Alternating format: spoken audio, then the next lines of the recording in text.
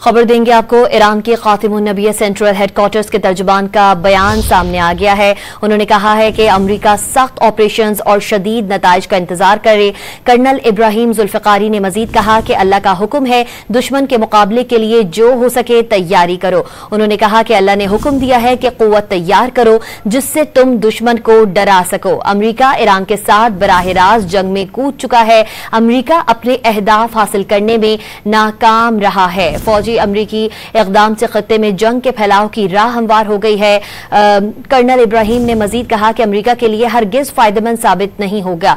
मुजाहिदीन के जवाबी ऑपरेशन से दुश्मन को सरप्राइज मिलेगा। ट्रंप ने जंग शुरू करके जुआ खेला, खात्मा हम करेंगे। आपको अहम खबर दे रहे हैं। ईरान के खातिमुन्नबिय्य सेंट्रल हेडक्वार्टर्स के तर्जुमान का अहम बयान सामने आ गया है, आपको सुनवाते हैं।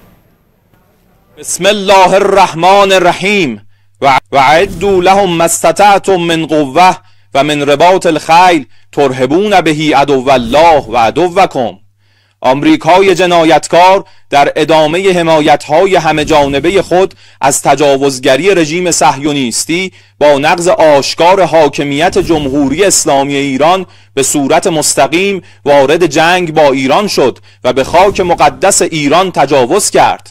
این اقدام خصمانه با هدف احیای رژیم